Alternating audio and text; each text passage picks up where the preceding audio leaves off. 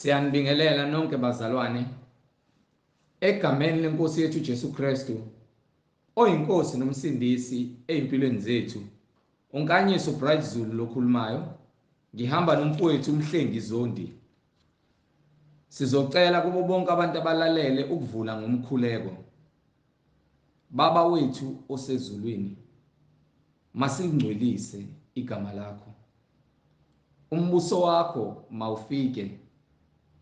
Kithina Nkosi sisemhlabeni njengasezulwini.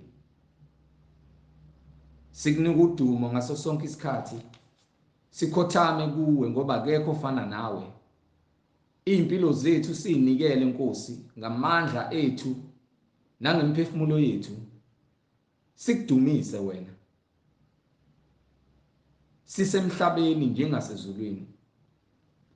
Sipha amandla Nkosi okuyithoba sizendlale phambi kobuso bakho. Usithethelele amacala ethu Nkosi uJesu. Size siwavume phambi kobuso bakho.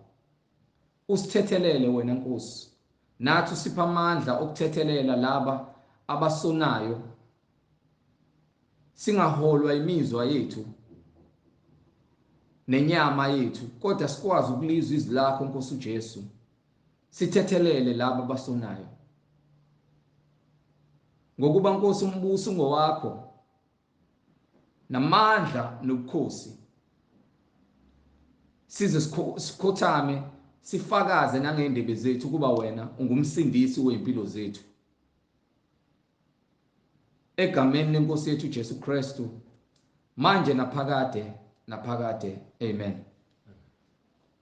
Ngizocela kubo bonke abantu abalalele egameni lenkosi yethu Jesu Kristu sheshise uthathe iBhayibheli elikhona endlini noma iBhayibheli elikhona eduze kwakho ulithathe kuze sizoba nokuqonda ukuthi masithi siyakholwa singabazalwane ikona kuphi uNkulunkulu akushoyo ezwini lakhe okusiholela ekuphileni okuyizwi lakhe.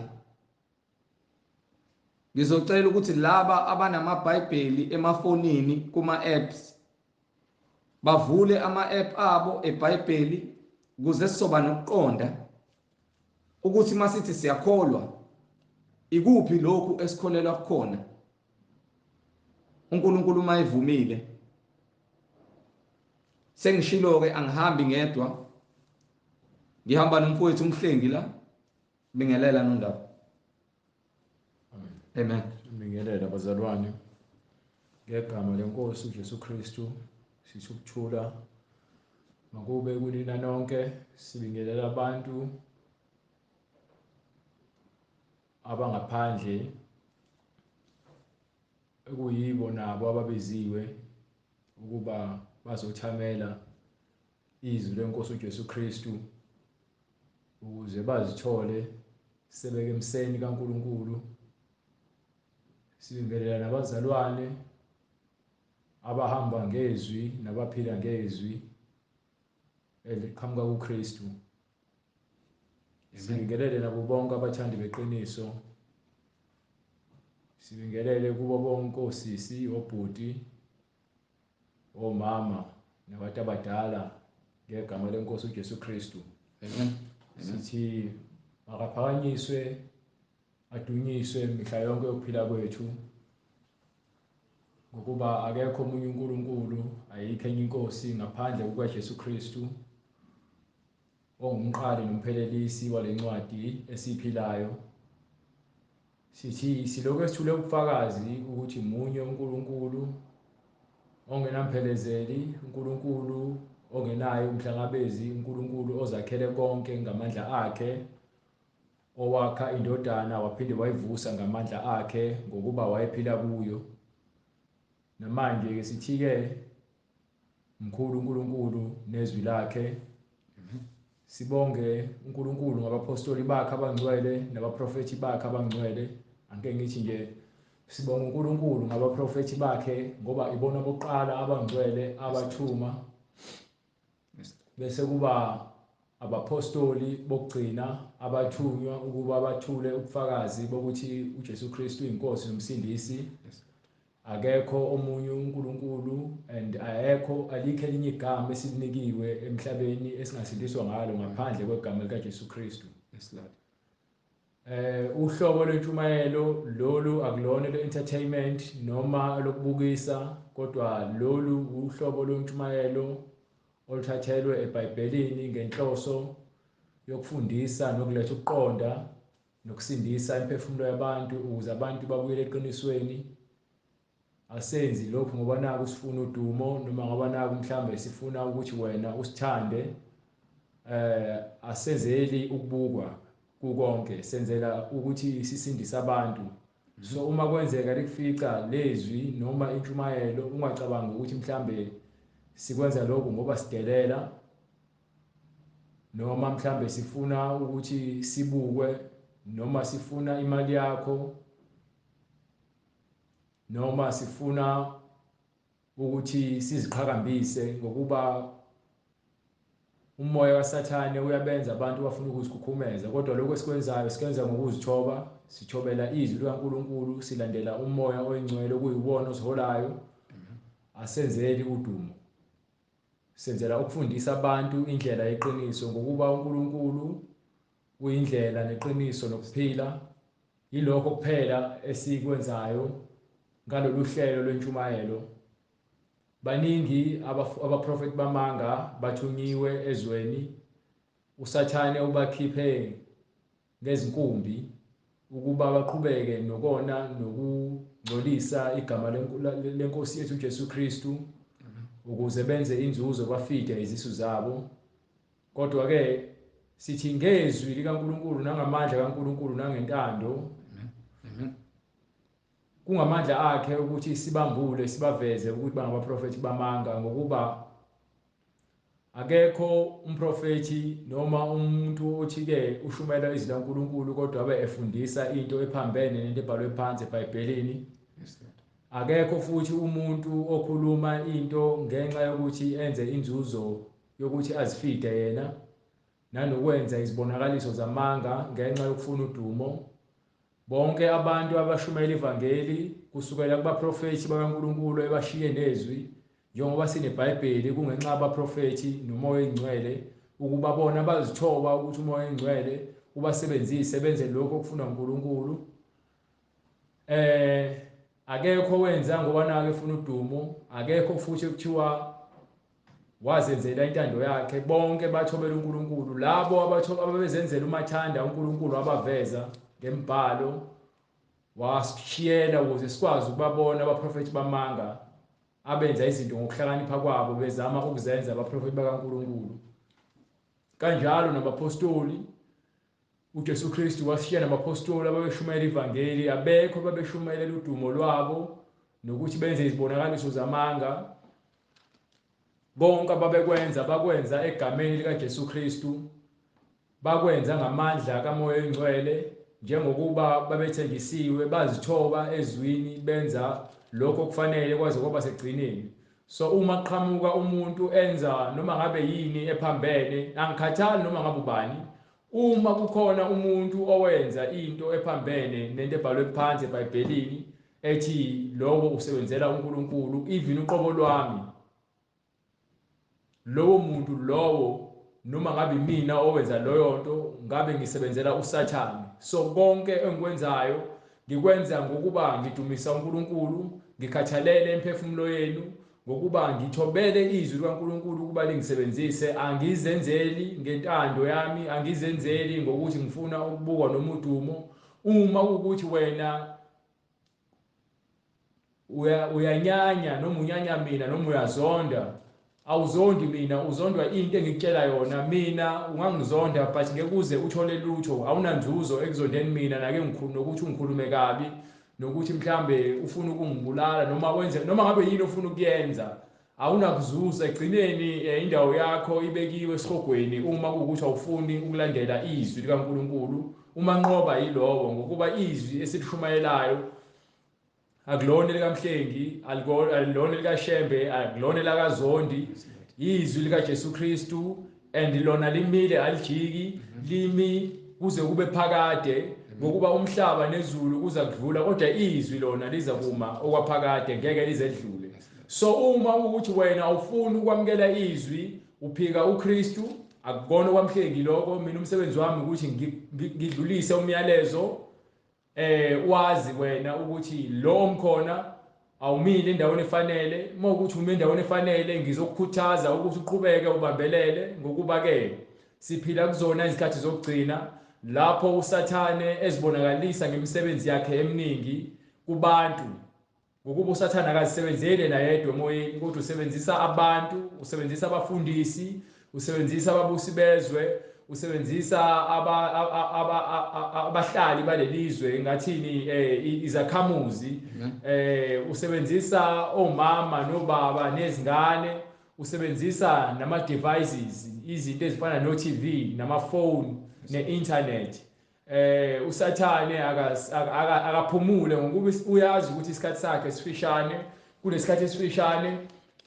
ufuna ukwenza ngakho konke kusemandleni ukuthi uyabhubhisa kukho konke okudalwa uNkulunkulu ukuze aye nabantu esihogweni noma engezuzuza lutho but yena uzama ukuziphindiselela uNkulunkulu ngalokho akwenzayo ngokuba ukwenza konke lokwakhe kuyizeleze ngokuba egcineni wesihogweni.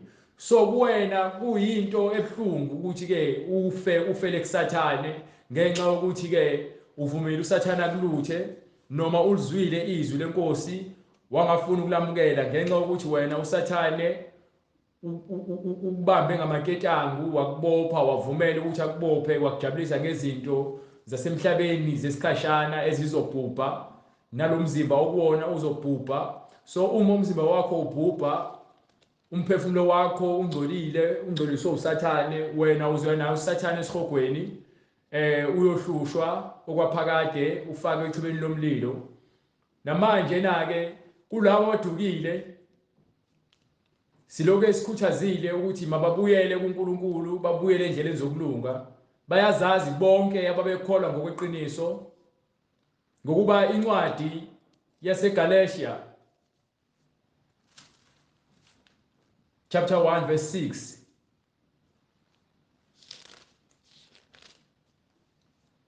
Incwadi yompostoli uPawulu kwabaseGalatia isahluko sokuqala verse 6 Ngiyamangala ngokuba nimhlubuka masinya kangaka.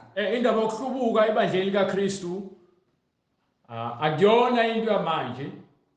Baningi abantu ababekholwa kusukela ngezikhathi zabapostoli kusukela ngezikhathi zabaprofeti ngesikhathi uMoses ekhipha abantwana bakaIsrael eGibhithe. Ehlane kukhona abajikela uMose bafuna ukukhonza izithixo noma sebeyabonile amandla kaNkulunkulu abakhiphe ngawo eGibhithe ngaphansi kwesandla sikaMose. Baphuma abanye uNkulunkulu abanikela kuSathane babhujiswa khona ehlane emva kweminyaka u40 kwaphela ngaloso sizwe lesi uNkulunkulu efuna uqeda ngaso ukuze abathumele eKhanani ngokuba kukhona kubona babengafuni ukuthobela uNkulunkulu. Noma sebefikile eKhanani uNkulunkulu wabatshela ukuthi befika kulelazwe bangazihlanganisi nezinto zakhona babhubhise yonke into esiqalekiso nesinengiso uNkulunkulu angayifuni ukuze ke bengezukuba ukuzithola sebezinikela ezintweni ezukhohlakala ezenziwa eKhanani. Bafike bakwenza lokho kodwa emva kwesikhathi esefile uJoshua obizwa ngoJesu ngolimi lwesiHebheru no Caleb okwakuyiyona ehamba naye kanye nabantu abadala kwakuyibona babe ufakazi bathi mesebefe bonke abantu ababekhona ngaloso sikhathi ekwakuyibona babe ufakazi behamba noMose ngoba uMose akangenanga eKhanani benoAaron. Abantwana bakaIsrael base bephuma endleleni bakhishwa ungafuni ukulalela izwi likaNkulunkulu benza izinkanuko zabo bakhohlwa umyalelo nomthetho kaNkulunkulu. uNkulunkulu wabanikela esitheni nemisebenzi yabezizwe kwaze kwafika abahluleli. Emva kwabahluleli kwasethunyelwa abaprofeti. Abaprofeti basebenikwa nenkosi ngenxa ukuthi bazicelela inkosi, befuna umphathi uNkulunkulu, bengafuni bengeneliswa ukuthi uNkulunkulu uyabahola ngabaprofeti. Yonke le nto le ngichazayo ngichaza ukuthi kade abantu babenikwa ithuba emva kwethuba ukuba bahlale kuJehova, kodwa bakholwe okwesikhashana baphinde bawe, abanye bahlale ekukholweni kuze kube sekupheleni kwempilo kweinsuku zabo emhlabeni, njengoba wathumela abaprofeti uNkulunkulu. Emva kwalokho noma esekhona amakhosi ayebusa, nawo amakhosi ayefike ahlale ezwini likaNkulunkulu, amanye awe, njengayo oqala inkosi uSawuli, yona nkosi yoqala yabekwa ekuyiyona eyawa kwaze kwafaka uDavide esikhaleni sayo ngokuba yena wayesephumile endleleni zikaNkulunkulu esenza intando yakhe. So silokho esinikiwe lelo thuba lelo lokuthi sibuyele eNkulunkulu, kodwa ke ngenxa yezimo zezinto zasemhlabeni nokuthi uSathane wakhishwa ezulwini waphoswa emhlabeni wafike wathi uyakubusa kubantu bakaNkulunkulu, azenze yena uNkulunkulu ngaphezi kwabantu bakaNkulunkulu. Lawo mandla lawo uyawasebenzisa uSathane ukuthi akhohlise abantu ukuthi baphume ekukholweni, kodwa ke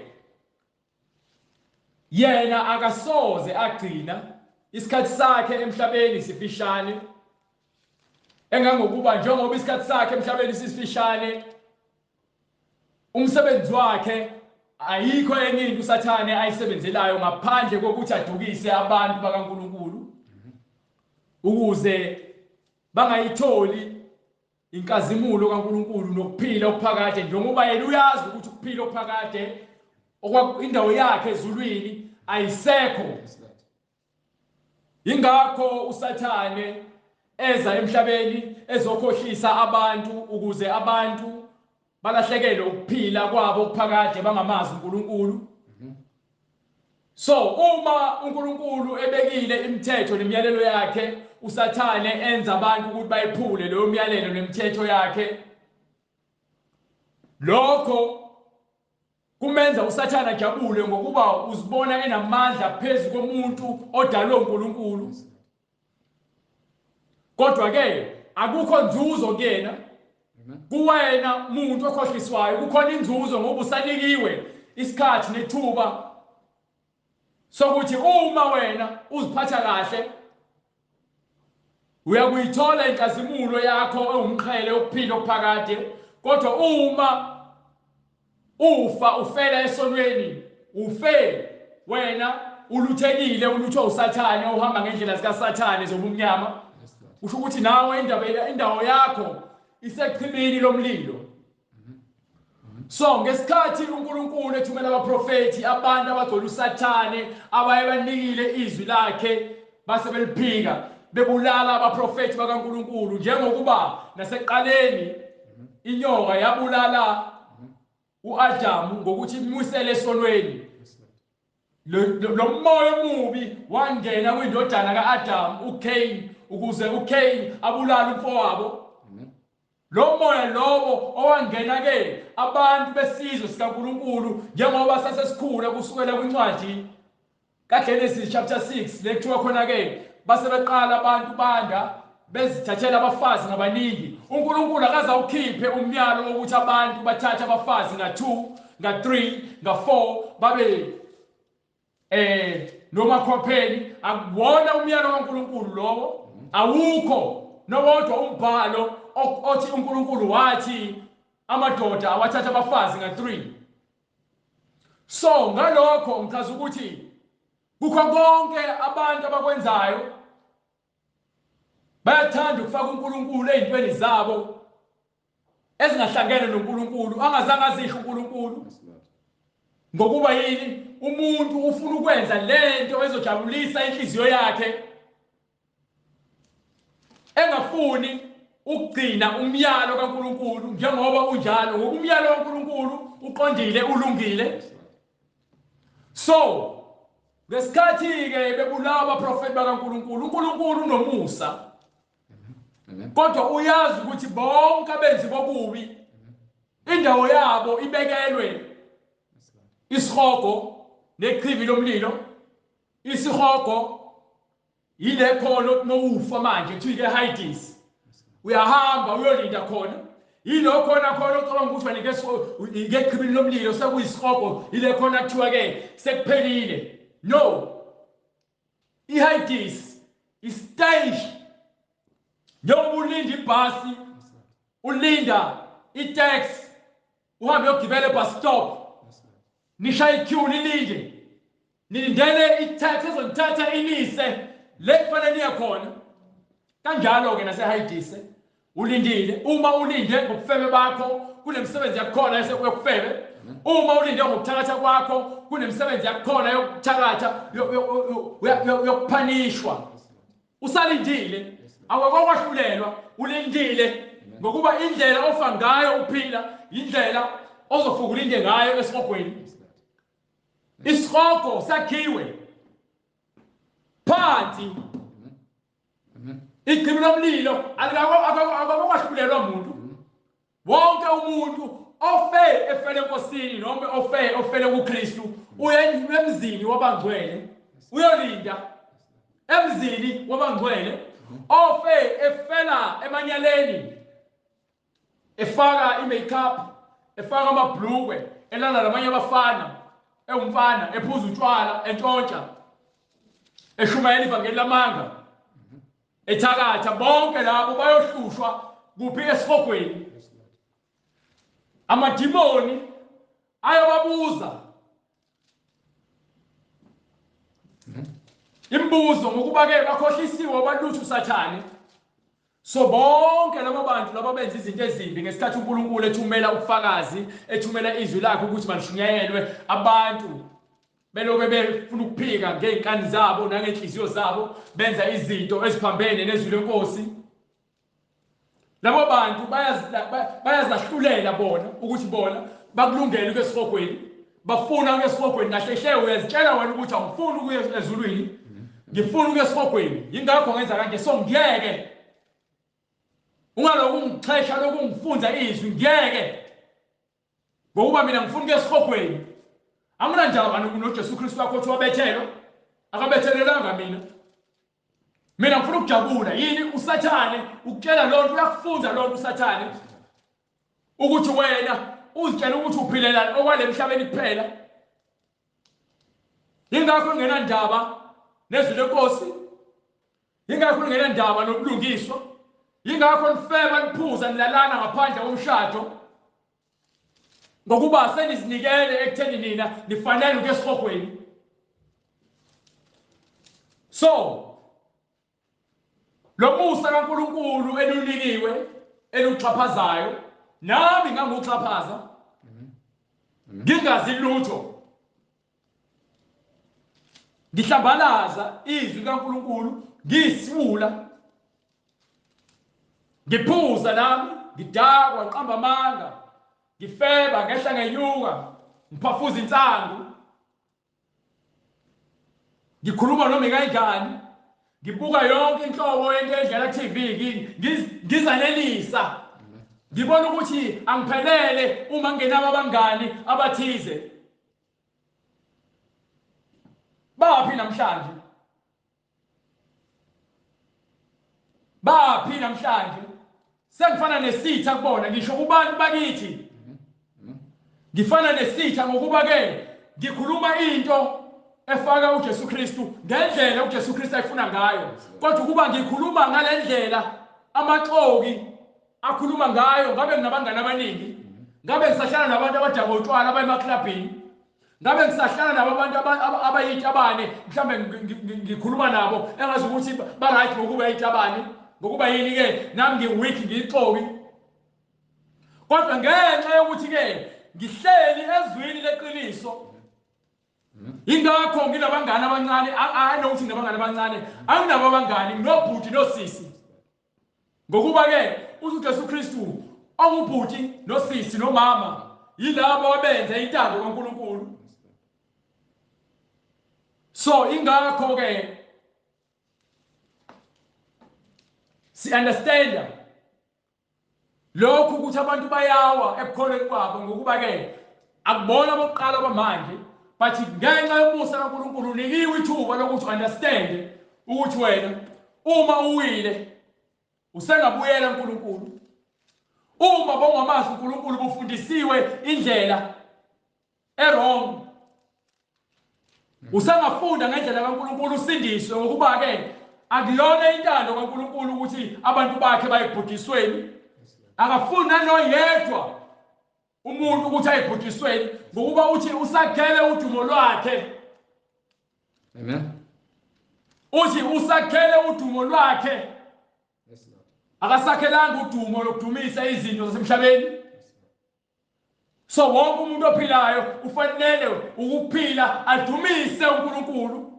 Ungadumisi imali, ungadumisi amantombazane, ungadumisi utshwala, ungadumisi imoto, ungadumisi insangu, ungadumisi makeup, ungadumisi into zokufakelwa, ungadumisi ubucwebe namagolide.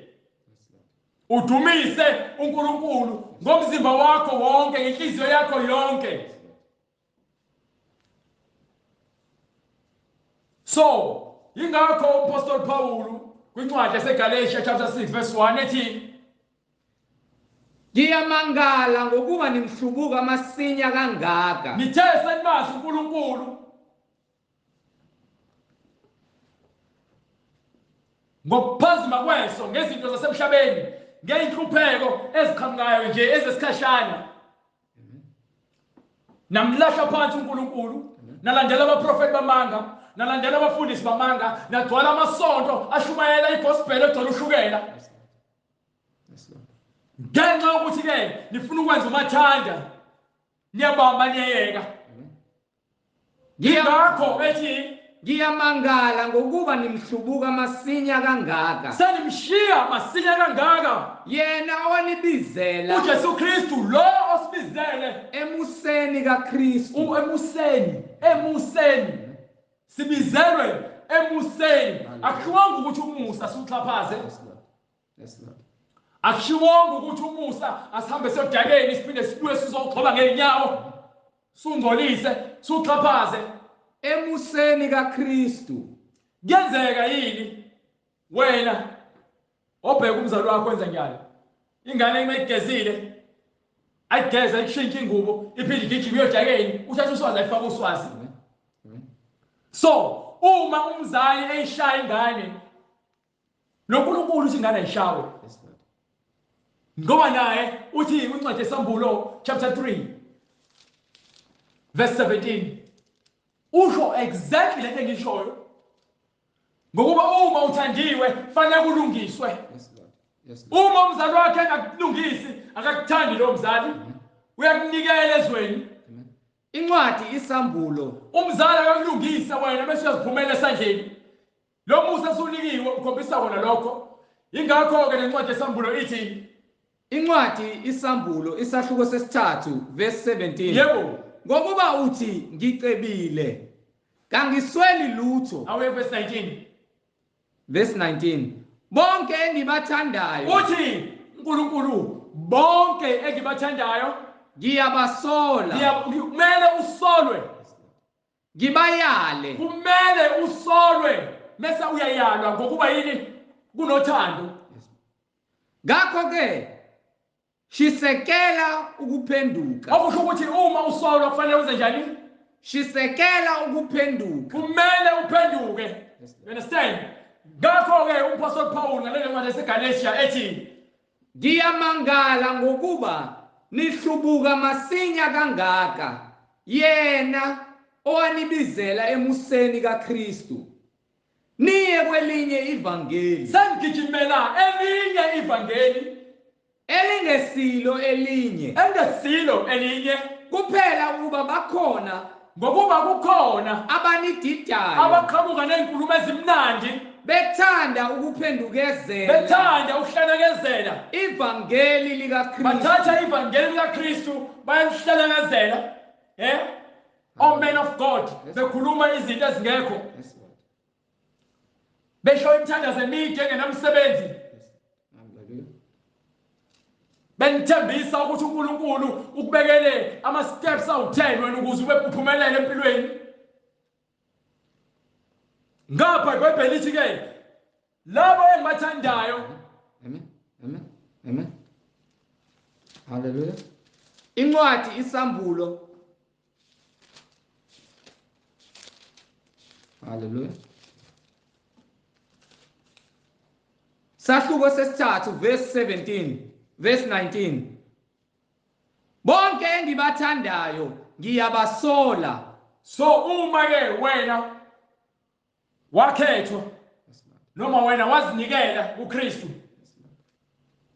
uthi uNkulunkulu bonke abathandayo uyabasola Ngibayale. asiyale Ngakho ke shisekela uphenduke. shisekela manje wena uphenduke ngokuba ke incwadi yaseRoma chapter 6 verse 1 ithi Incwadi kwabaseRoma isahluko sesithupha ivesi lokuqala. Ngakho siyakuthini na?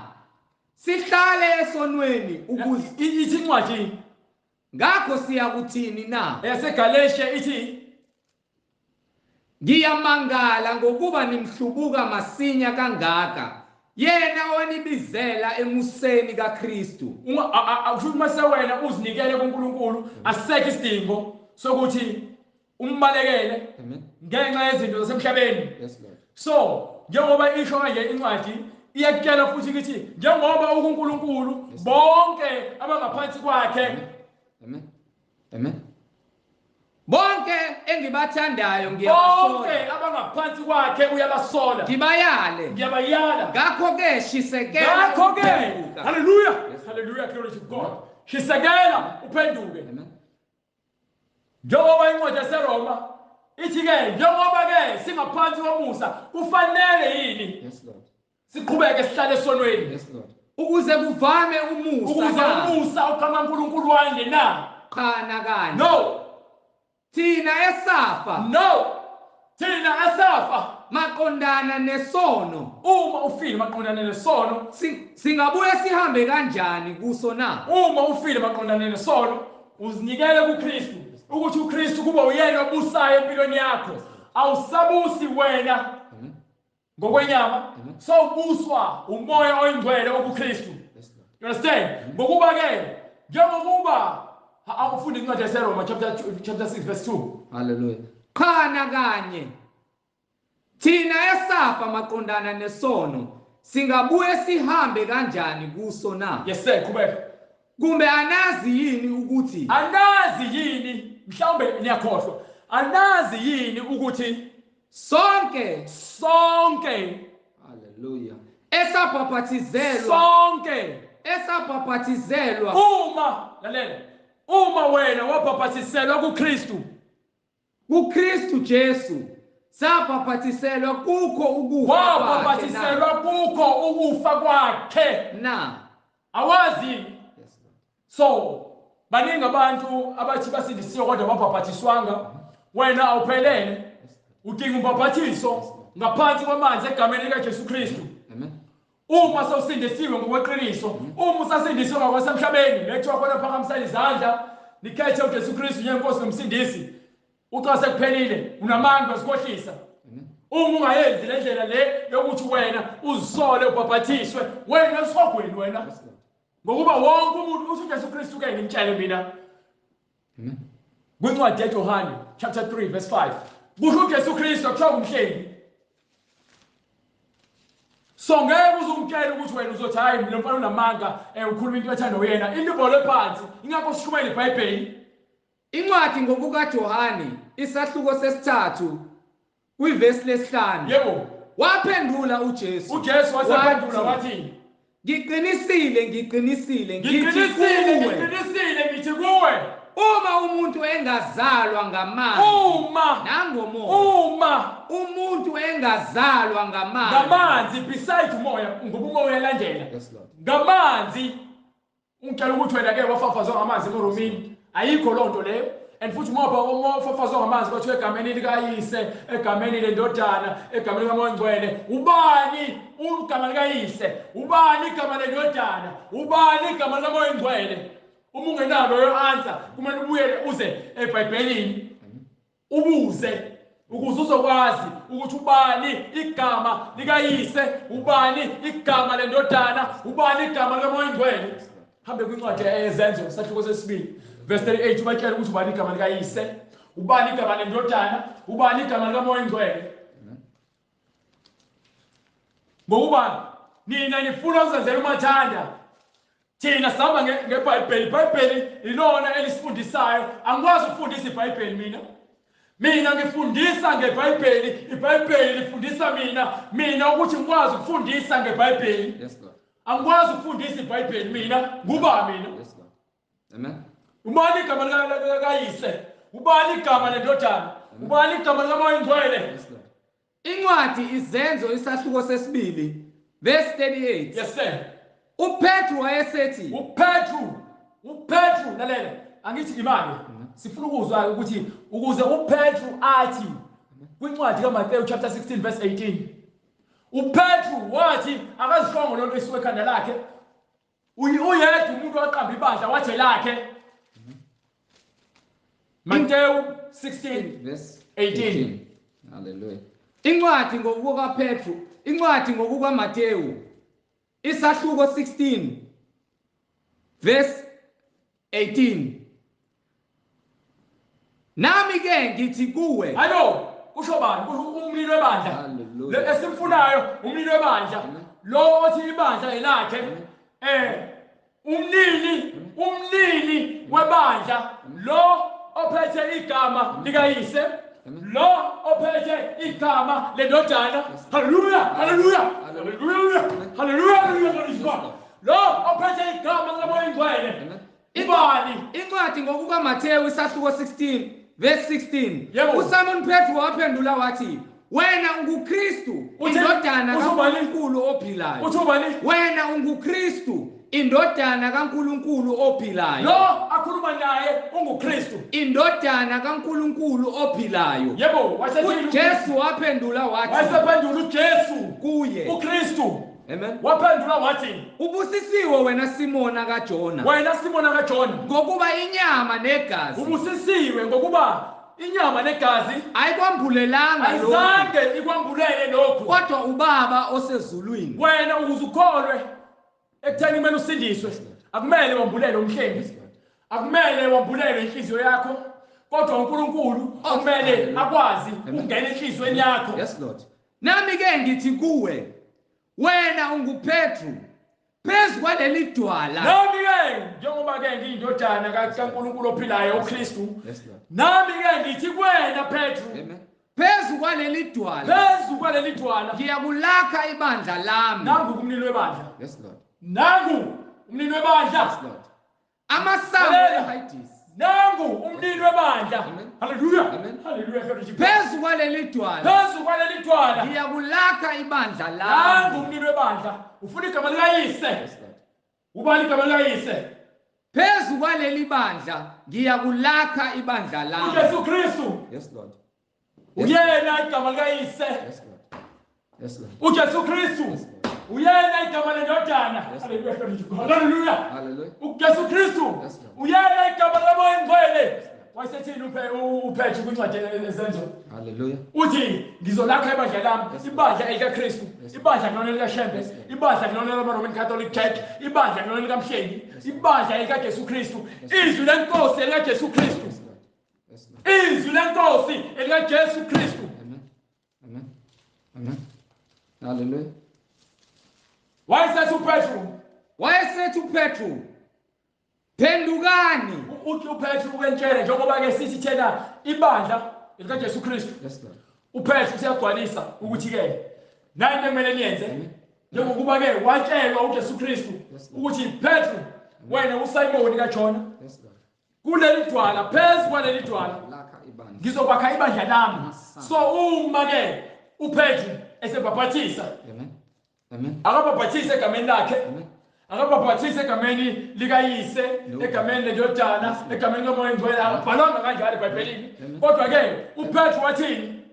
Phendukani yilowo nalowo abhaphathizwe egameni likaJesu Kristu. Phendukani, wonke umuntu ophendukayo kufanele abhaphathiswe egameni likaJesu Kristu. Nangu umlilo webandla, nangu umlilo webandla, igama likayise uJesu Kristu, igama lendodana uJesu Kristu, igama lomoya oyingcwele uJesu Kristu. You understand? So uma ke kugcwalisiwe phansi eBhayibhelini kuthiwa ke asibhaphathiswe egameni likaJesu Kristu.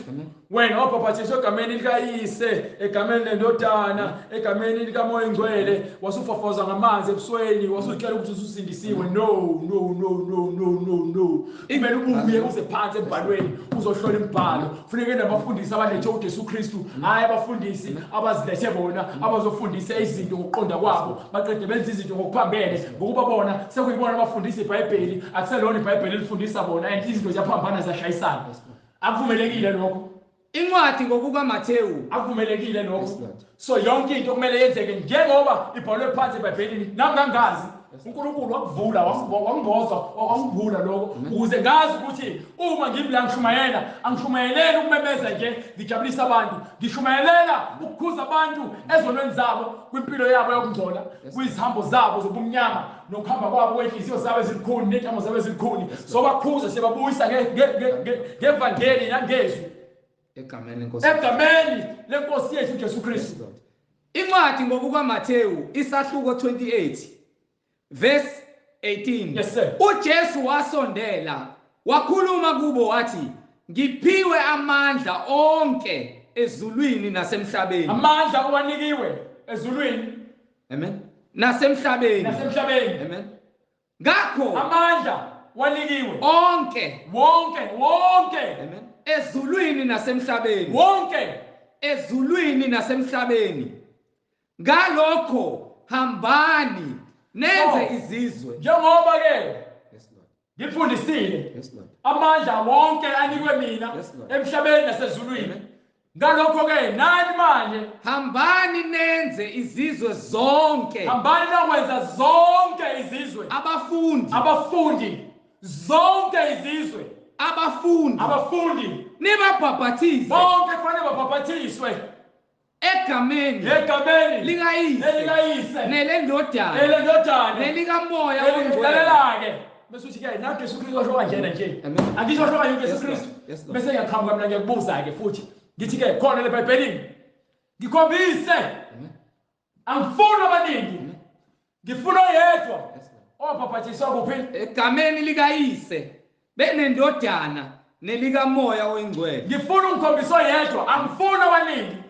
Uma kungekho noyedwa, kodwa ke kwincwadi kaPetru, hallelujah, glory to God, ngegama likaJesu Kristu kwabhaphathiswa abantu about 3,000. Hallelujah. Do you understand? Nibafundise ukugcina konke enginiyale ngakho. Kufanele bafundiswe ukugcina yonke into uJesu Kristu indodana kaNkulunkulu ophilayo ebafundise kona abapostoli bayo. Hallelujah. Bhekani mina nginani. Izinsuku zonke. Bhekani uthi uphila nabo abapostoli izinsuku zonke. Amen. Kuze kube sekupheleni komhlaba. Amen. Incwadi yezenzo isahluko sesibili. Verse 38. uPetru wayebathumela kithi incwadi yaMathewu chapter 28 verse 18. Amen. Wathi ke abahambe bokwenza abafundi bababhaphathise abafundi bazo zonke izizwe, bababhaphathise egameni likayise, egameni lendodana, egameni kamoya oyingcwele. So manje ke sebehambile abapostoli sebeyokwenza lokho abathunyiwe. Ngalokho hambani sebeyokwenza ngesikhathi sebenza bayakhona ukuthi siyabaphathisa egameni likayise, egameni lendodana, egameni likaMoya Ongcwele. Bathini? Incwadi Izenzo isahluko sesibili. Yebo. Ngizoqala ku-32. Hallelujah. Verse 32. uJesu lo uNkulunkulu wamvusa. uKristu lo uNkulunkulu wamvusa. Esingofakazi bakhe thina sonke. Thina singofakazi. Ngakho ke ephakanyiselwe ngakwesobunene sikaNkulunkulu. Ngokuba ke wathi uDavide, ithe inkosi yami enkosini yami ke. Yes Lord. Amen. Hlala ngakwesobunene sami. Hallelujah. Yize ngenze Hallelujah. izitha zakho. Yes Lord. Isinabelo sezinyawo zami. Amen. Wakhushula uJesu Kristu. Yes Lord. Ngenkazimulo kaNkulunkulu. Wohlala ngakwesobunene sikaNkulunkulu. Yes Lord. Amen. Ngakwesobunene sikaNkulunkulu esamukele kuyise. Usamukele kuyise. Isithembiso sikaMoya Ongcwele. Isithembiso sikabani? SikaMoya Ongcwele. Yebo. Wakuthulula lokho enikubonayo nenikuzwayo. Wakuthulula lokho enikubonayo nalokho enikuzwayo izwi. Amen. Nezibonakaliso eziqhamukayo ngamandla kaMoya Ongcwele abawunika uJesu Kristu. Hallelujah. Nezilimo. Amen.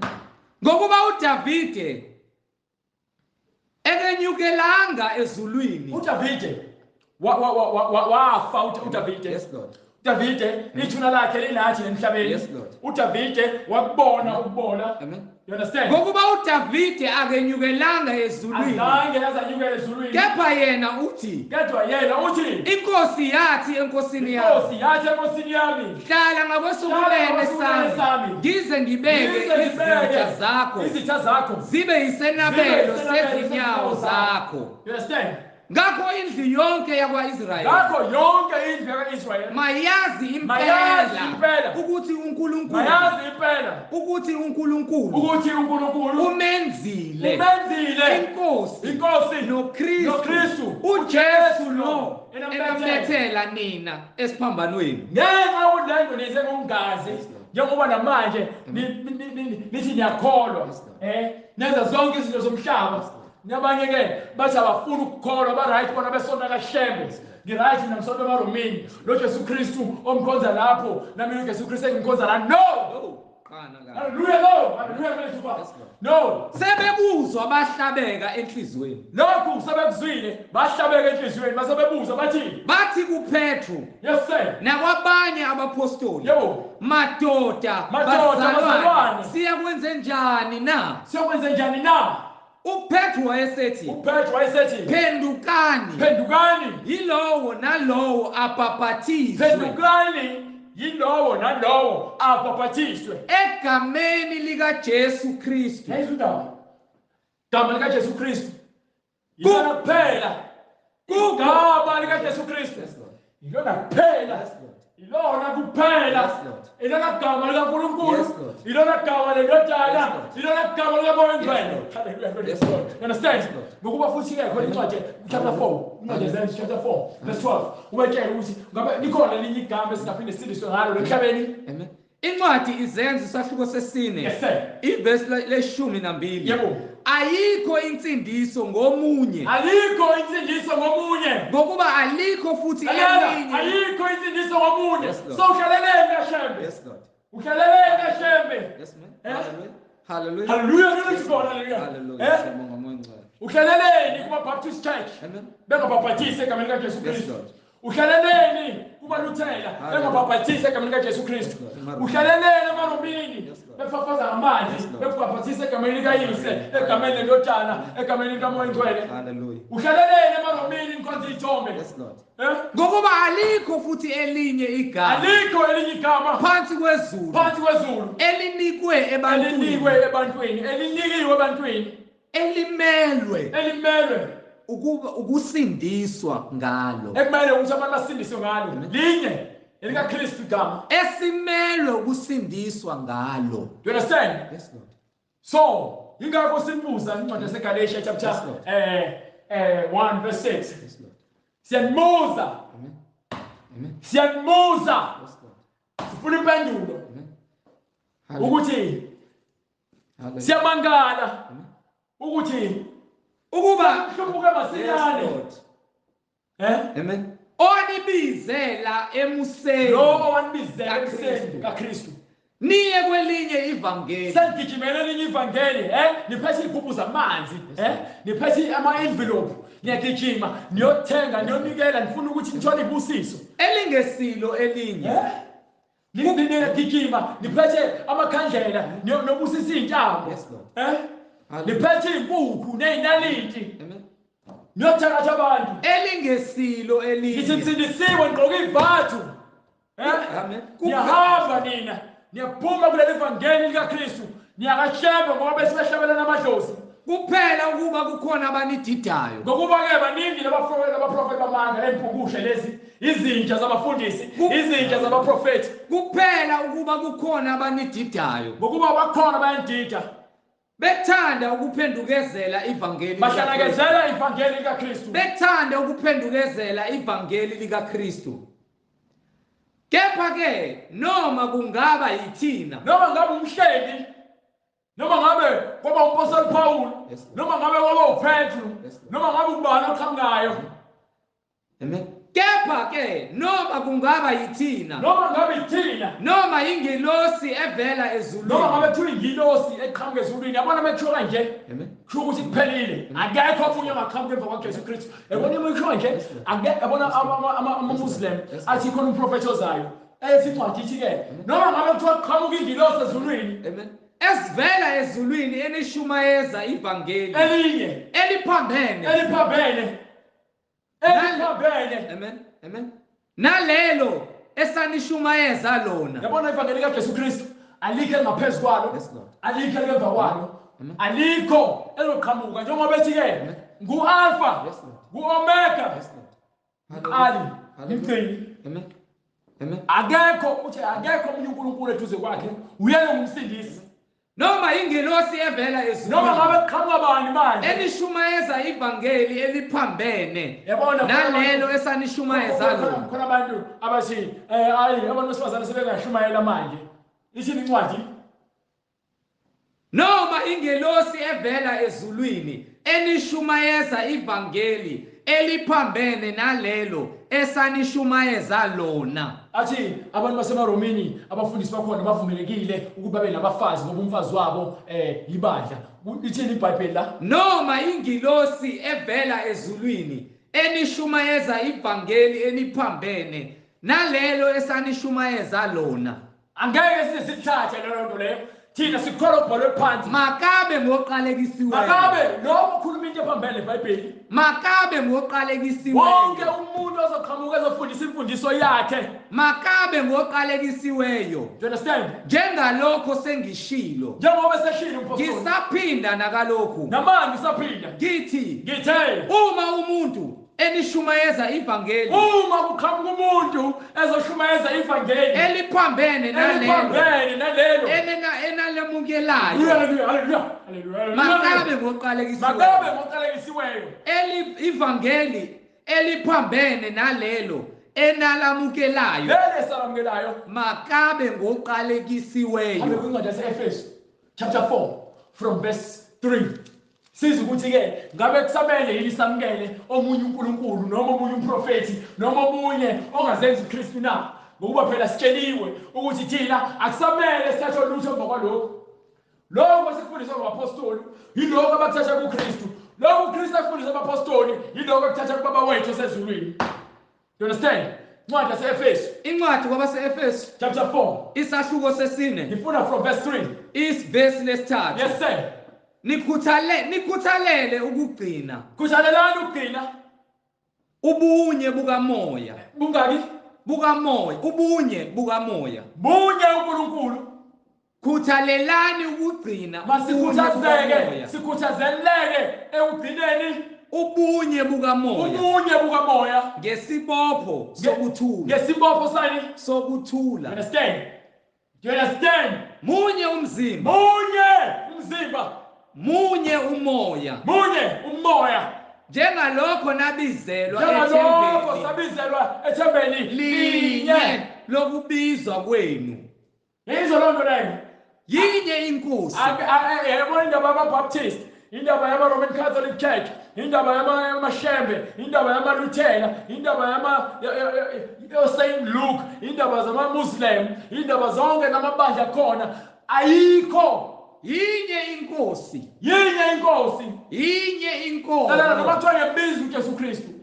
Uma ningenzi izinto ngendlela ebhalwe ngayo phansi eBhayibhelini, nina nibona bakaKristu. Yinye inkolo. Munye ucela ukwesontweni lakho nina nihlabela amadlozi nithandaza kuMaria. Yinye inkolo. Munye umbhaphathiso egameni likaJesu Kristu. Yes Lord. Munye uNkulunkulu.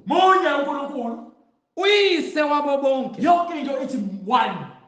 Uyise wabo bonke noma ngabe kuthiwa umnyama, umhlophe, uyiNdiya, uyiChina, wase-Afrika noma ngabe kuphi eAfrika, munye uNkulunkulu wethu sonke. Yinye inkosi. Yinye inkolo. Imake. Yabona njengoba isho nje. Habe kwincwadi yezenzo sahluko 17 verse 26. Akekho umuntu ongathi-ke ufuna ukuputshuka eBhayibhelini asenzela umathanda. Hallelujah. Yinye inkolo, munye uNkulunkulu, munye umbhaphathiso. You understand? Munye umzimba. Incwadi izenzo Sahluko 17. So uma ethi-ke uyise wabo bonke. Amen. Uyise wabo bonke. Yes Lord. Sofakaza ngencwadi ukuthi nangempela uyena. Incwadi yezenzo isahluko 17. Incwadi yezenzo sahluko 17 verse 26. Wazenza izizwe zonke ngagazi linye ukuba zakhe ebusweni bonke ukuze sigcwale umhlaba wonke. uNkulunkulu wazenza izizwe zonke ngagazi linye. So ukuthi wena uzothi umhlophe noma umnyama noma umZulu noma umXhosa, umSuthu, uthini umbhalo? Wazenza izizwe zonke ngagazi linye. Wazenza zonke izizwe ngagazi linye ukuba zakhe ebusweni bonke bomhlaba. Bonke ngicela umhlaba nje uNkulunkulu. Wamisa izikhathi. Wamisa yini? Izikhathi. Ubeke nezikhathi ezimunyiweyo. Nemikhawulo yokuhlala kwazo. Amabhoda. Iwona wahlukanisa ukuthi khona abaseBotswana, kukhona abakaJuda, kukhona abakaLevi, kukhona abakaSimeon, kukhona abakaDan. uNkulunkulu owenza lokho.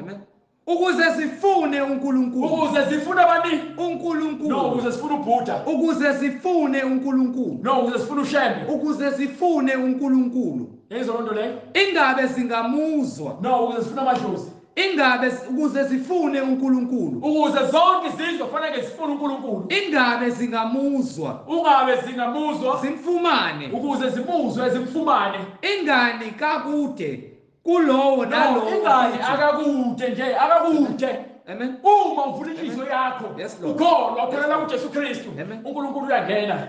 Angithi lalela, uma engena, angithi awuqede le ncwadi besifakela ukuthi ungena kanjani uNkulunkulu. Ingani kakude kulowo nalowo. Akakude kulowo nalowo. Kithina. Ngokuba siphila. Sihamba. Yebo. Sikhona. Yebo. Kuye. Yezona nto leyo. Uthi wadala izizwe zonke ukuze zimfune. Akakude. So kwincwadi yeSambulo chapter 3. Yes Lord. Verse 20. Yes Lord. Incwadi iSambulo isahluko sesithathu.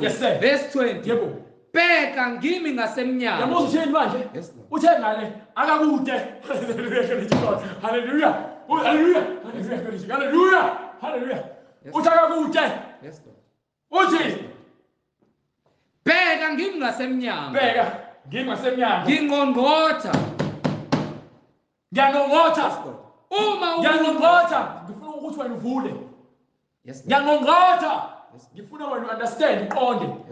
So uma engqongqotha wena uhambe uyovula bese uyambona bese uvala isitapha uyamphika. Phika uKristu. Uyamphika. Uma engqongqotha wena ungaphakathi uphuza utshwala. Ufeba. Ulele nomfazi womuntu. Ulele ufeba. Ubhema. Uma efika enokha. Wena ufika uvula umnyango. Bese nokubuza ukuthi ubani ongafuna ukuvula. Ungafuna ukuvula. Uma umuntu ezwa izwi lami. Avule umnyango. Bese wena uvula umnyango. Ngiya kungena kuye. ongavula umnyango ngeke azangene. Uma enokha wena uvula umnyango uyakungena. Step in. Ngidle naye. Bese edla nawe. Ukuthi ke wena le kudla khona uKristu. Nawe uzodla khona. Naye adle nami. Naye. Amen. Adle naye. Yes Lord. Ezindaba. Yes Lord. So, uma umuntu ezwa Amen. uthi ngimi ngasemnyango. Yes Lord. Ngiyangqongqoza. Uma umuntu ezwa izwi lami evula umnyango. Yes Lord. Ngiyangena. But umuntu engavula umnyango noma uvule uvala. Ngiyangena ngizongena kanjani ivaliwe? Hallelujah. Funeka wena uvule inhliziyo yakho. Amen. Vumela uJesu Kristu angene kuwena. Aphile kuwena. Na uphile kuyena. Mase kuba uyena obusayo empilweni yakho ongasabusi wena. Hallelujah. Ezindaba. Yes Lord. Yes Lord. Yena gospel le. Yes Lord. Ekumele ishwele bona bonke abafundisi. Yes Lord. Abafundisa ngezwi lenkosi. Yes Lord. uJesu Kristu. Amen. Uma umfundisi wakhe engashumayeli ngale evangeli, akuyena umfundisi kaNkulunkulu lo. Umfundisi kaSathane. Noma ngabe iyiphi ingilosi noma uthi uqhamuke ezulwini. Yes Lord. Uma ezoqhamuka nenye igospel engesiyi gospel le ethunyiwe la, lo muntu lo akuyena kaNkulunkulu. Umuntu uthunywe uSathane noma demoni. You understand? Ngifuna nina izwi. Bathi izwi eliphilileyo ngesingisi bathi a sound doctrine. Yezwa lonto leyo. Izwi eliphilileyo. Yes Lord. Yezwa lonto leyo. So uma sishumela leli izwi leli sishumayela wena ukuthi ke phuma. Yes Lord. Esonweni sakho asikwahluleli sizokusindisa ngezwi kuphela. Uma unqaba izwi wena uyazahlulela usho lokufanele kwesikhogweni. Incwadi Zenzo isahluko 17 verse 28. Yebo. Ngokuba siphila sihamba sikhona kuye. Ngokuba siphila sikhona sihamba kuye. Njengalokho izimbongi ezithile zakithi. Njengoba lembongi zakhona la nakini zishilo zathi ngokuba futhi siyinzalo yakhe. Ngokuba thina siyinzalo yakhe. Kusho izimbongi zakhona. Yes Lord. Zithi siyinzalo yakhe. So uma siyinzalo yakhe, ngalokhu lokhu siyinzalo kaNkulunkulu. Yebo. Akufanele ukuba sithi ubuNkulunkulu bufana negolide noma nesiliva noma ne. No. Hallelujah. uNkulunkulu wakhiwe ngezandla. Yes Lord. uNkulunkulu wakhiwe uma ukhonza imali noma ufaka ama-chains anemgeqa aneziphambano emqaleni akuyena uNkulunkulu lokho. Ngalokho lokhu siyinzalo kaNkulunkulu. Uma esontweni lakho ukhona isiphambano nendoda elengayo lapha esiphambanweni akuyena uNkulunkulu lokho. Akulona isonto likaNkulunkulu lelo. Uma nithandaza ngento elengayo lapha odongeni akuyena uNkulunkulu isonto lamadimoni lelo ngitshele mina. Isonto likaSathane lelo. Uthi uNkulunkulu manje angithi ngifuna sibalansise. Hambe incwadi yeYohane 4:24. Angithi ukhombisa ukuthi uNkulunkulu akahlali emathempelini enziwe ngezandla. Amen. uNkulunkulu akahlali emathempelini enziwe ngezandla. Incwadi ngokukaJohane. Yebo. Isahluko sesine. Yebo. Verse 24. Yebo. uNkulunkulu ungumoya. uNkulunkulu yini? Ungumoya. uNkulunkulu ungumoya. Abakhuleka kuye. Labo abakhuleka kuye bafanele ukukhuleka ngomoya nangeqiniso. Bafuna ukuthi nabo bakhuleke kanjani? Ngomoya nangeqiniso. You understand? uNkulunkulu ungumoya. uNkulunkulu ungumoya. Abakhuleka kuye bafanele ukukhuleka ngomoya nangeqiniso. Hambe incwadi yeIsaiah 66 from verse 1 bese siyayivala. Ukuze sibakhombise ukuthi lo uNkulunkulu esikhuleka kuyena akafunela utho lwakho. Usekwenze konke uqedile. Wena into ayifunayo kuwena ukuthi uzithobe kuyena, umamkele, uphile ngezwi lakhe, uhambe ngentando yakhe, uhlukane nazo zonke izinto semhlabeni ezifana nakho ukufeba, ezifana nakho umtshontsha, ezifana nakho ungahloniphi, ezifana nakho ukufaka inwele zokufakelwa, ezifana nakho ukupenda inwele, ezifana nakho ugqoka amabhulu besifazane, ezifana nakho ukuthi wena mfundisi ube umfundisi wamanga, ufundisa ivangeli lakho elinoshukela, elikhuluma ukuthi abantu bazobusiswa ngemali nangemoto nangamagolide. Elifana nakho ukujama utshwala. uNkulunkulu uyakukhuza ngazo zonke lezo zinto. Ivangeli lakhe lifuna wena ukuthi uhlukane nazo zonke izinto ezikungcola. Amen. Ukukhonza ithombe 66 verse 1. Incwadi uIsaiah isahluko 66 iverse lokuqala. Yebo. Usho kanje uJehova. uNkulunkulu uthini? Uthi izulu liyisihlalo sami uthi izulu isihlalo sami sobukhosi izulu isihlalo sikaNkulunkulu sobukhosi uNkulunkulu wethu usemazulwini wenza konke akuthandayo isihlalo sakhe sobukhosi sikezulwini bese umhlaba uba yini umhlaba uyisinabelo sezinyawo umhlaba ile khona ebeka khona inyawo zakhe iphi leyo ndlu ebeniya kungakhela yona iyiphi into ongakhela yona yes Lord yini ongayakhela uNkulunkulu ngakho sihlala sithi uNkulunkulu akahlali emathempeleni enziwe ngezandla wena uyithempeli likaNkulunkulu amen amen qhubeka iphi indawo yami yokuphumula na iphi indawo yami yokuphumula na zonke lezi zinto zenziwe isandla sami zonke izinto ezikhona emhlabeni zenziwe bani zenziwe isandla sami kwavela kanjalo konke lokhu usho uJehova konke useqedile you understand ukwakhela yena ngamandla akhe so ukuze wena uunderstand ukuthi ayikho into ongayakhela uNkulunkulu wena ithempeli likaNkulunkulu amen funeka wenze intando kaNkulunkulu amen incwadi yezenzo umqhubeke ngiphe hamba over lapha kwincwadi yesiKorinto yokuqala chapter 3 verse 16 bese siyabhala haleluya incwadi yesiKorinto yokuqala sahluko 3 verse 16 angisho uNkulunkulu uthi ke ayikho into ongakhela yona konke kwakhiwe yimina amen so wena okufanele ube yindlu kaNkulunkulu amen incwadi yokuqala kwabaseKorinte isahluko sesithathu verse 16 anazi yini ukuthi niyithempeli likaNkulunkulu anazi yini ukuthi nina niyithempeli likaNkulunkulu nokuthi umoya kaNkulunkulu nokuthi uma wena umvumile uJesu Kristu njengoba ethi ngiyanokha mawuzwe izwi lami uvula umnyango ngiyangena uma wena anazi yini ukuthi niyithempeli likaNkulunkulu uma sovula umnyango wangena uJesu Kristu awuseyona wakho sowuyithempeli lakhe wena nokuthi umoya kaNkulunkulu uhlala kini nokuthi ke njengoba usuyithempeli umzimba wakho usuyindlu eyakhiwa uNkulunkulu leyo ndlu leyo kungena yena kuphela ahlale yena ngokuba ithempeli lakhe umzimba wakho amen you understand amen yayizwa indawo haleluya uma umuntu echitha ithempeli likaNkulunkulu so uma wenza lezi zinto ezokungcola ngalomzimba uNkulunkulu abakhile ukuthi ahlale bona uNkulunkulu uyakumchitha nawe uNkulunkulu uzakuchitha nawe uzakuchithwa you understand yes Lord hambe kwincwadi njengoba bezachithwa ngihamba bavulele kwincwadi yakhe uIsaiah chapter 5 funa incwadi yaIsaiah chapter 5 incwadi uIsaiah isahluko sesihlanu ngiphe lapha ku verse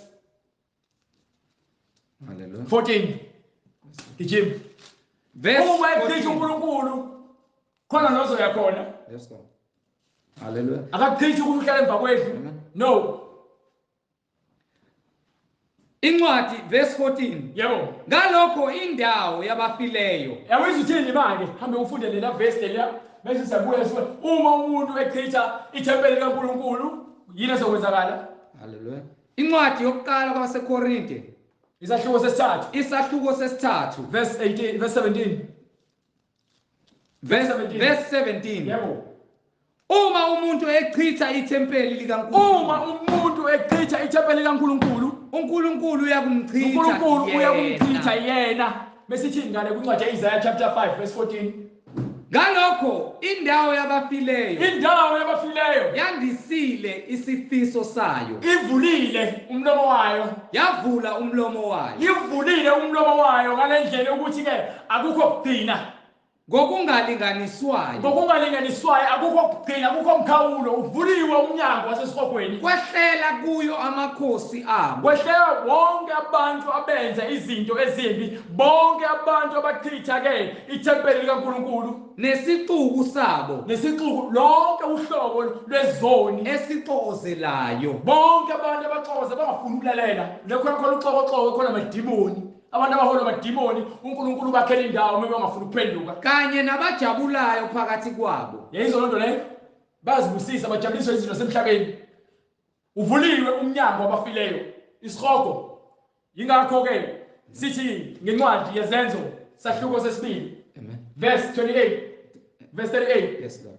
Incwadi izenzo isahluko sesibili. yes sir Iverse 38. haleluya Hallelujah. haleluya uPetru wayesethi uPetro esethi phendukani yilowo nalowo abhaphathizwe yilowo nalowo ufuna baphathiswe egameni likaJesu Kristu. egameni likaJesu Kristu Kukho kuthethelela kwezono kukho zethu. ukuthethelelwa kwezono zethu Khona niyakwamukeliswa ukuze uyakwaphiwa isiphiwo sikamoya uyakunikwa isiphiwo sikamoya oyingcwele ngokuba isithembiso ngesenu lokhu kuthenjisiwe kuthenjiswe thina nesabantwana bethu nabantwana bethu esabo bonke esabo abakude bonke abakude bonke inkosi bonke uNkulunkulu uNkulunkulu wethu yakubabiza waqhubeka wafakaza nangamanye amazwi wabayala wathi zisindiseni kulesizukulwane lesi esiphambeneyo zisindiseni kulesizukulwane esiphambeneyo. amen Hallelujah. Baba, egameni lenkosi yethu Jesu Kristu siyalibonga izwi lakho Nkosi ulihlwanyelile njengamanje makube iloyo naloyo Nkosi olizwayo alamkele ngenduduzo alilondoloze umgcine wena Nkosi uJesu azangena emanzini esekholiwe ngoba Nkosi labo abakholwayo bayaphenduka Nkosi njengezwi lakho liyasiyala ukuba siphenduke. Mase siqeda ukuphenduka Nkosi sibhaphathiswe egameni lakho Nkosi yethu Jesu Kristu kukho ukuthethelelwa kwezono zethu silinde amandla kaMoya oNgcwele ayisiphiwo ukuba bafukamele bonke labo njengophawu Nkosi lokuba wena ubagcinile bazohamba ngokuqonda beyalwa uMoya oNgcwele esilonda ngaso sonke isikhathi esiholele ekuphileni bagcineke Nkosi sebephendukile bagcine Nkosi baze bangene emanzini. Izwi lakho lithembekile siyakholwa nguwe sekuba wena uyinkosi nomsindisi empilweni zethu nokuba wena ungumlamleli wethu nokuba wena uyindlela neqiniso nokuphila kwethu ukuphila kwethu kukuwe Nkosi uJesu bahlukaniseke Nkosi nezinto zomhlaba ngokuthanda kwakho manje naphakade amen. sibonge bazalwane umusa wenkosi nothando sithi kulabo abazwile izwi abafuna ukubuza imibuzo ephathelene neBhayibheli nalabo abafuna ukubhaphathiswa egameni likaJesu Kristu bayobe sebesithinta kunenamba ne-email leso ishiya kanye ke nendawo lekhona sitholakala khona uma singekho la ka-YouTube nelinye futhi platform yaka Instagram uzoyishiya imininingwane uBright. Amen. Amen. Ngizoyishiya bazalwane imininingwane intshumayelo yayizwela kwawena onamadlebe akezwe onamehlo akawavula amehlo aqonde lokhu umoya kaNkulunkulu akushoyo emabandleni. Ngizoyishiya inamba munemibuzo laba abanemibuzo nalaba balangazelela ukubhabhadiswa ngendlela ayiyalile umnini mandla onke inkosi yethu Jesu Kristu uNkulunkulu yedwa oyalezile indlela ekumele senze ngayo. Labo abanentshisakelo izwi selingenile ngaphakathi kubona abafuna ukubhabhadiswa nayi inamba ngizoyishiya nalabo abanemibuzo nalabo abangabhabhadiswanga ngendlela eright la abakhona asebefuna ukwenza ngendlela eright uNkulunkulu engqongqoze enhlizweni zabo egameni lenkosi yethu Jesu Kristu. Inamba ithi 066 566 9245. Ngizophinde ngishiye inamba ithi 066 566 9245. I-email address mufuna ukunaba unemibuzo ufuna ukuba nokuqonda uzothola futhi nezincwadi ezifundwayo amavesi ebefundwa usuzowathola kahle nayi email address izwi lenkosi .ujesukristu@gmail.com. Ngizoyiphindi email address kulabo abafuna ukusenda ama email address banabe izwi lenkosi .ujesukristu@gmail.com. Siyatholakala ke na ku YouTube mufuna ukuthi uyizwe intshumayelo uyishareishe nakobanye abantu. Ngizoyishiya ihandle ya ku YouTube ungakhohlwa ukusubscribe ku YouTube izwi lenkosi uJesu Kristu. Ku-YouTube siyatholakala, uma utype ku-YouTube uthi izwi lenkosi uJesu Kristu, uzobe usukwazi ukusubscribe, ushareishe, ungakhohlwa ukulike intshumayelo ukuze sizokwazi nathi. Siyatholakala na ku-Instagram. Ku-Instagram uma utype kwi-handle uthi nje izwi lenkosi uJesu Kristu, uzobe usukwazi ukufollowisha, uzokwazi nokusenda ama-DM sikwazi ukuxhumana nawe. Ku-Instagram uthi izwi lenkosi uJesu Kristu, uzobe usukwazi ukufollowisha, usende nama-DM. uJesu Kristu uyinkosi nomsindisi ezimpilweni zethu manje kuze kube phakade naphakade. Amen. Sibonge bazalwane, siphinde futhi sibonane ngokuzayo uma inkosi ivumile. Amen.